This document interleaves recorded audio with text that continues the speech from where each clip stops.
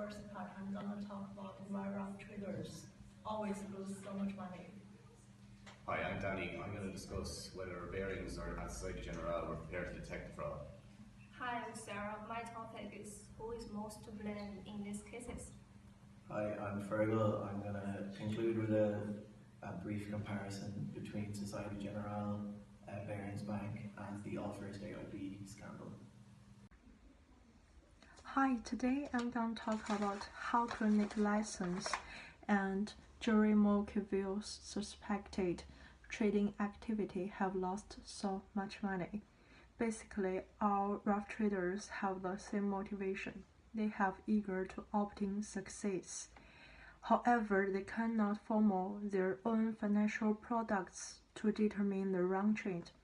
They are over-addicted gambling.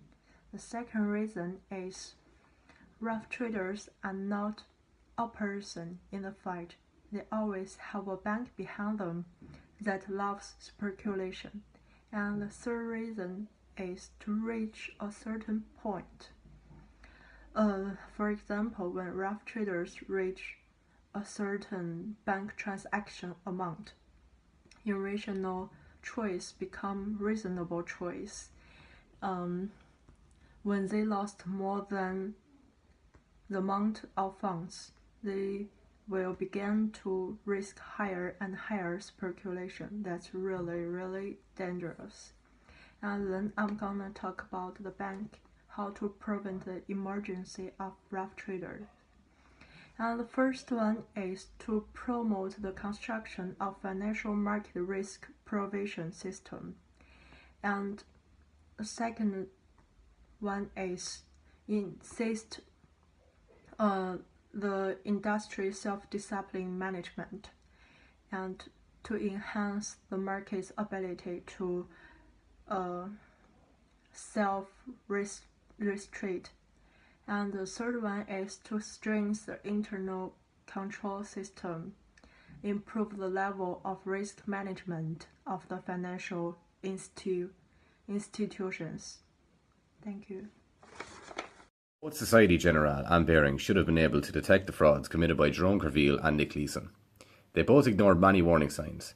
In the case of Societe Generale, there were 75 red flags missed or ignored by management, according to a report on the incident compiled by several board members, which included a trade with a maturity date on a Saturday, and bets with pending counterparties and missing brokers' names. Any time Kerviel was questioned on any of this, he would produce a forged document or email to defend his positions. This scandal happened in 2008, a time where everyone working for Societe Generale knew how to use a computer and surely could not have been duped by a forged email supposedly from another major financial institution.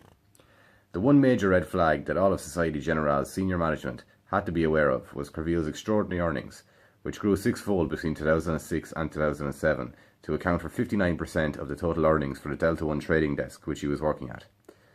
Earnings of this magnitude are impossible, given his low trading limit and assigned task of arbitraging plain vanilla futures contracts. What seems to be the case here is that Societe Generale were well aware of Kerviel's activities, but were happy enough to let him rake in the massive profits for the bank. In other words, when Kerviel made money in 2007, he was a superstar trader, and when he lost in 2008, he became a rogue one. Bearings may have been less capable of detecting the fraud committed by Nick Leeson, given that he was the main man in their Singapore operation, but the decision to let him run the trading desk and the back office was a poor one. Worse still was Bearings' willingness to give Leeson endless amounts of money to supposedly meet margin calls without ever properly looking into his positions, as well as their lack of knowledge on CIMEX regulations, which would have prohibited them from funding clients' margin accounts, which was the excuse Leeson gave to Bearings.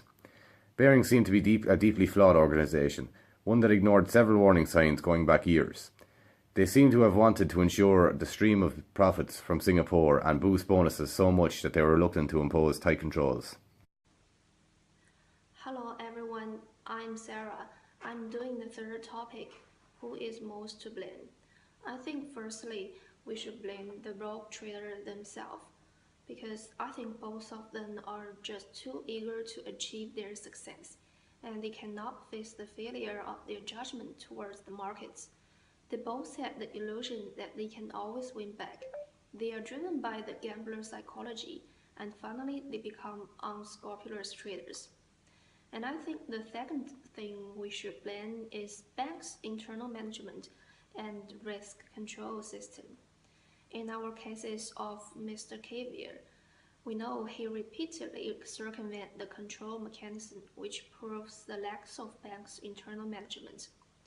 And also, it is easy for us to observe the deficiency for a borrowing bank to have an operating and functioning mechanism that is clearly defined, coordinated, and interdependent. And many of its loopholes in regulation are clearly in violation of the normal logic that a rational supervision department may have. And I think the third thing we should blame is the loopholes in external regulation. We know the salary system of investment bank encourages